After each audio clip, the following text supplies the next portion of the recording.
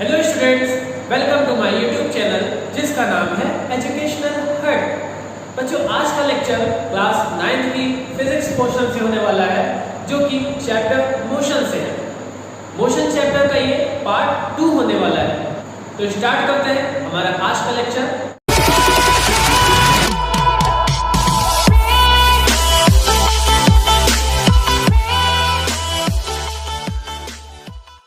तो बात करते हैं आज के हमारे पहले टॉपिक के बारे में, जो कि है स्केलर एंड वेक्टर क्वांटिटीज। देखिए बच्चों, फिजिक्स में जितनी भी फिजिकल क्वांटिटीज हैं सबको दो पार्ट्स में डिवाइड किया गया है, स्केलर क्वांटिटीज और वेक्टर क्वांटिटीज। क्या होती है ये? आइए देखते हैं पहले स्केलर क्वांटिटीज। डेफिनेशन क्या कहती है स्केलर क्वांटिटी की? Scalar quantity the physical quantity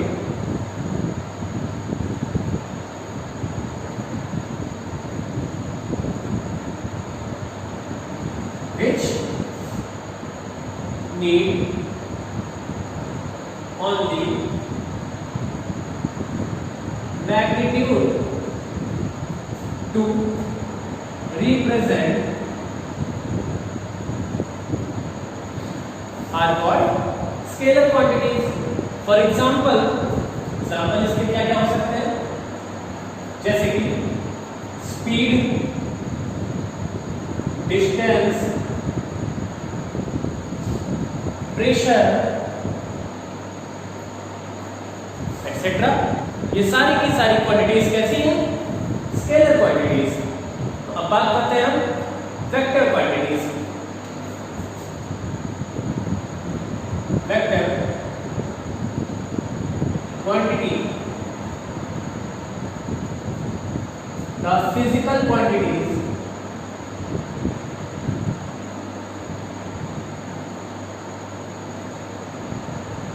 which need magnitude and direction। ध्यान दीजिएगा बच्चों, यहां पर एक बात इंपॉर्टेंट है, magnitude and direction both are called vector quantities। Example जैसे हो जाएगा displacement, velocity, acceleration etcetera. Okay, तो स्केलर क्वांटिटी और फिजिकल क्वांटिटी की डेफिनेशन सामने लिखी हुई है, एक बार फिर से समझ लेते हैं। स्केलर क्वांटिटी में हमने पढ़ा the physical quantity which needs only magnitude to represent, मतलब जिनको रिप्रेजेंट करने के लिए केवल मैग्नीट्यूड की जरूरत होती है, उनको हम फिजिकल क्वांटिटीज कहते हैं, जैसे कि स्पीड, डिस्टेंस एक्सेट्रा।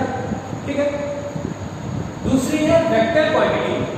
तो ऐसी क्वांटिटीज जिनको रिप्रेजेंट करने के लिए मैग्नीट्यूड के साथ साथ डायरेक्शन की ही जरूरत पड़ती है, वो कहलाती हैं vector quantities. Example displacement, velocity, acceleration. ये सारी चीजें होती क्या है आपको इसी चैप्टर में आगे पढ़ना है। ओके, अब अगर स्केलर क्वांटिटी और वेक्टर क्वांटिटी आप समझ चुके हैं तो आगे बढ़ते हैं हम डिस्टेंस। What is distance? देखते हैं पहले definition. The actual length covered by any object during motion is called distance। तो डिस्टेंस की डेफिनेशन सामने लिखी हुई है, पढ़िए जरा। The actual length covered by any object during motion is called distance. Simple है, मतलब मोशन के दौरान किसी ऑब्जेक्ट द्वारा चली गई एक्चुअल लेंथ, मतलब कुल लंबाई को ही हम डिस्टेंस कहते हैं। समझ में आ गई बात? तो डिस्टेंस एक तरह की लंबाई है। कैसी लंबाई? मोशन के दौरान ऑब्जेक्ट जो कवर करता है। ठीक है। अब स्केलर और वेक्टर में से कौन सी क्वांटिटीज है डिस्टेंस? ये है scalar quantities. Distance is a scalar quantity. During motion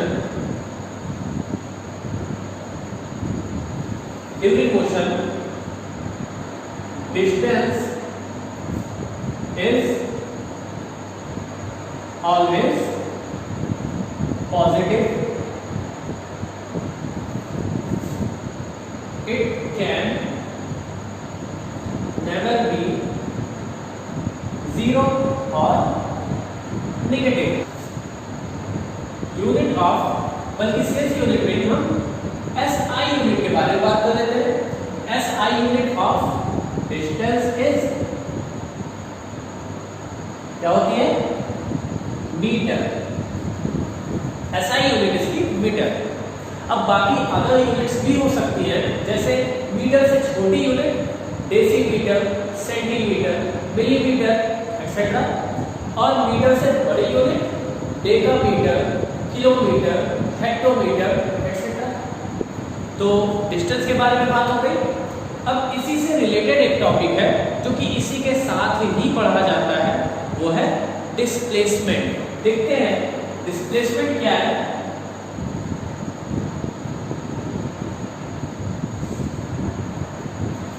displacement is the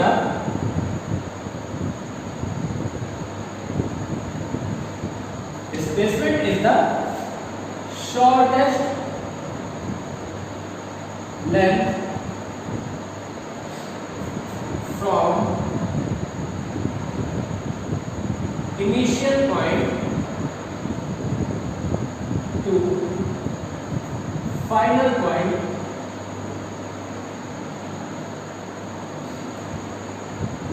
during motion। तो क्या है displacement? Displacement is the shortest length from initial point two final point during motion. Simple language में आप यहाँ पे समझ सकते हैं कि डिस्प्लेसमेंट भी एक तरह की लेंथ है। ठीक है, लेकिन कैसी लेंथ? एक्चुअल लेंथ नहीं, कुल लेंथ नहीं, बल्कि शॉर्टेस्ट लेंथ, कम से कम दूरी। कहां से कहां तक? From initial point two final point। displacement is either equal to the यही तो बता देते हैं, either equal or smaller to the distance। क्या बात लिखी हमने? जो डिस्प्लेसमेंट है वो या तो डिस्टेंस के इक्वल होगा। कोई कोई केसेस आ सकते हैं कि डिस्टेंस और डिस्प्लेसमेंट दोनों इक्वल हो, और अगर इक्वल नहीं होगा तो दूसरी कंडीशन क्या हो सकती है? स्मॉलर। कौन स्मॉलर होगा? Displacement is smaller than distance. मतलब डिस्टेंस हमेशा बड़ा होगा या बराबर होगा, डिस्प्लेसमेंट छोटा होगा। बात क्लियर है? अगली क्या प्रॉपर्टीज हम डिस्प्लेसमेंट की पढ़ सकते हैं? डिस्प्लेसमेंट कैन पॉजिटिव, नेगेटिव और जीरो। डिस्प्लेसमेंट के बारे में हमने क्या बात पढ़ी थी ऊपर कि during motion displacement is always positive, it can never be zero और नेगेटिव। लेकिन डिस्प्लेसमेंट के बारे में क्या पढ़ रहे हैं? डिस्प्लेसमेंट कैन पॉजिटिव, नेगेटिव और जीरो। डिस्प्लेसमेंट इज ए कैसी? स्केलर या vector? Vector quantity.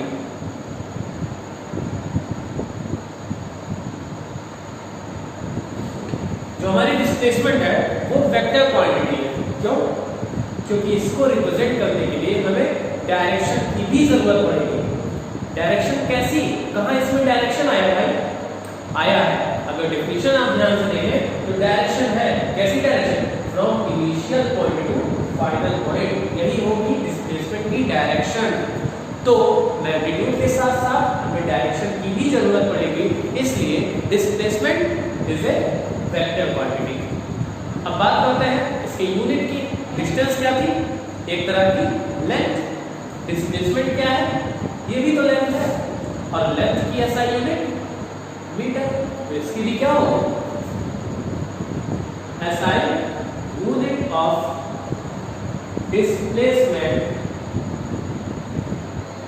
Is metre. जरूर ये सिमिलरिटी हो गई है, दोनों की एसआई यूनिट मीटर है, लेकिन डिफरेंस आपको ऊपर देखने से पता चल जाएगा। एक बार फिर से रिपीट कर देते हैं। डिफरेंस के साथ अक्सर एग्जाम में आ जाता है कि what is the difference between distance and displacement. तो आप चाहे डेफिनेशन है चाहे डिफरेंस है, आप दोनों में ये लिख सकते हैं, दोनों में आपका काम चल जाएगा। तो अगला टॉपिक आपके चैप्टर में है स्पीड। स्पीड क्या है,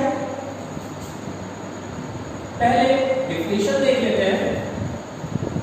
the rate of change in distance is called speed. मतलब अगर हम डिस्टेंस में जो चेंज आया है, मोशन अगर कर रहा है कोई ऑब्जेक्ट और उसके डिस्टेंस में चेंज आ रहा है, तो उसका हम रेट ले लें, मतलब टाइम के साथ उसका रेशियो ले लें, तो जो आएगा वही हो जाएगा स्पीड। या ऐसे भी कह सकते हैं the distance travelled by any object पर यूनिट टाइम, ऐसे भी लिख सकते हैं। Distance travelled by any object पर यूनिट टाइम, इसको हम ऐसे भी रिप्रेजेंट कर सकते हैं।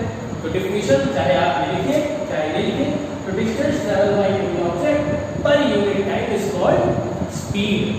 तो फॉर्मूला इसका क्या बनता है, speed is equal to distance upon time. Clear?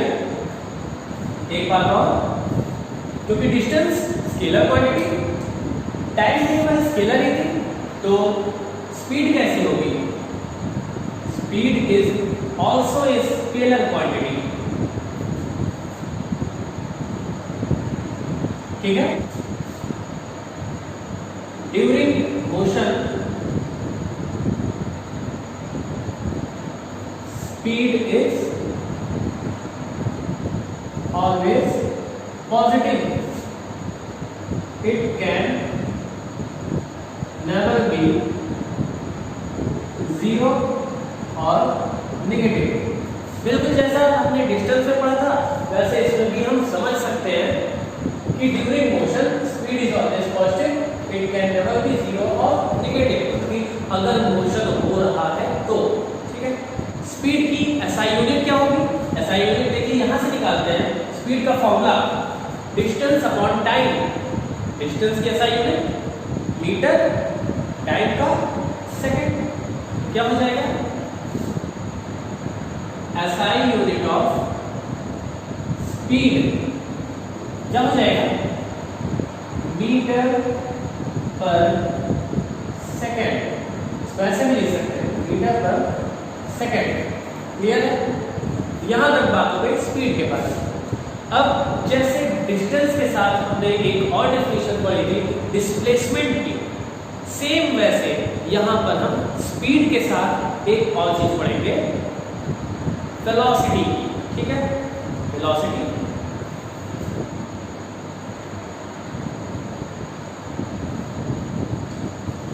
Velocity क्या है, स्पीड की डेफिनेशन हमने डिस्टेंस से दी थी और वेलोसिटी की डेफिनेशन हम डिस्प्लेसमेंट से देखे। तो the change in displacement the rate of change in displacement is called velocity। और ऐसे भी डिफिनेशन दे सकते हैं, displacement covered by any object पर यूनिट टाइम, ऐसे भी कह सकते हैं। Displacement covered by any object पर यूनिट टाइम। तो इस तरह से भी हम डिस्प्लेसमेंट की डेफिनेशन दे सकते हैं। दोनों सही है, जो आपका मन के वो आप कह सकते हैं। और डिस्प्लेसमेंट एक वेक्टर क्वांटिटी थी, इसलिए वेलोसिटी भी क्या होगी, it is a vector quantity. It can positive, negative और जीरो, कुछ भी हो सकती है, पॉजिटिव, नेगेटिव या जीरो। ठीक है, अगला पॉइंट इसमें यूनिट की बात कर लेते हैं। तो इसकी एसआई यूनिट जो होगी सेम वही होगी जो स्पीड की है। स्पीड में फॉर्मूला डिस्टेंस अपॉन टाइम, और इसका फॉर्मूला मैंने नहीं लिखा है, लिख देता हूं। वेलोसिटी का फॉर्मूला क्या हो जाएगा, डिस्प्लेसमेंट अपॉन टाइम। साथ ही मैं यहीं पर यूनिट की भी बात कर देता हूं। तो डिस्प्लेसमेंट की एसआई यूनिट मीटर और टाइम की एसआई यूनिट सेकंड, मीटर पर सेकंड, इसकी भी एसआई यूनिट आ जाएगी। तो इस तरह से हमारा स्पीड और वेलोसिटी दोनों कवर हो गया। तो एवरेज स्पीड हम कब निकालते हैं, जब हमारी स्पीड वेरी कर रही हो, स्पीड एक जैसी ना हो बल्कि बदल रही हो, तब स्पीड नहीं निकाला जाता बल्कि एवरेज स्पीड निकाला जाता है। फॉर एग्जाम्पल, आपको घर से स्कूल आना है और पहले जब घर से आप निकलते हैं तो रोड बिल्कुल सुनसान मिलती है, बहुत कम लोग हैं, तो आप क्या करेंगे, अपनी साइकिल तेजी से चलाएंगे। आगे जाकर चौराहे पर भीड़ भाड़ इकट्ठा हो जाती है, तो क्या भीड़ वाले इलाके में भी उतनी ही तेजी से साइकिल चलाएंगे? नहीं, आप अपनी साइकिल स्लो कर लेंगे ना। क्यों स्लो करेंगे? ताकि कहीं आप उड़ ना जाए या किसी और को उड़ा ना जाए, है ना। तो आप साइकिल अपनी स्लो कर देंगे, ठीक है। तो इससे आपकी स्पीड चेंज होकर कम हो जाएगी। अब कहीं फिर अगर सुनसान इलाका मिलेगा तो आप अपनी स्पीड फिर से बढ़ा देंगे, बिल्कुल। तो यहाँ पे अगर स्पीड लगातार बदल रही है और स्कूल पहुंचने के बाद आपसे कोई पूछे कि आप किस स्पीड से स्कूल आए हैं, तो आप कौन सी स्पीड उसे बताएंगे? वो स्पीड जब सुनसान इलाका था आप तेज चला रहे थे, या फिर वो स्पीड जब भीड़ वाला इलाका था आपने साइकिल स्लो डाउन कर दी थी, तब कौन सी बताएंगे? दोनों नहीं, बल्कि निकालेंगे एक एवरेज स्पीड। एवरेज स्पीड कैसे निकलती है? एवरेज स्पीड निकालने का फॉर्मूला होता है total distance upon total time. Clear है? तो कभी एवरेज स्पीड निकालने को आएगा तो total distance upon total time, ये हो जाएगा एवरेज स्पीड निकालने का फॉर्मूला। क्लियर है? अब बात करते हैं हम एवरेज वेलोसिटी की। एवरेज वेलोसिटी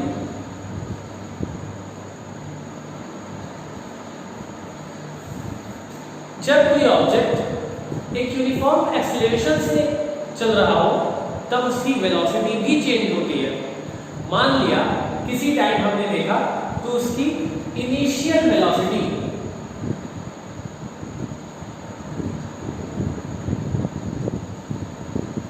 u थी, और after some time its velocity becomes change. तो क्या हो जाएगी कुछ देर बाद? मान लेते हैं हम इसकी फाइनल वेलोसिटी v। तो एवरेज वेलोसिटी अगर निकालना है आपको तो इसका फॉर्मूला हो जाएगा u प्लस v बाई 2। इस तरह से हम एवरेज स्पीड और एवरेज वेलोसिटी का फॉर्मूला निकाल सकते हैं। तो यहां तक के लेक्चर में बस इतना ही। आगे की क्लास नेक्स्ट लेक्चर में। तब तक के लिए bye, thanks for watching my video.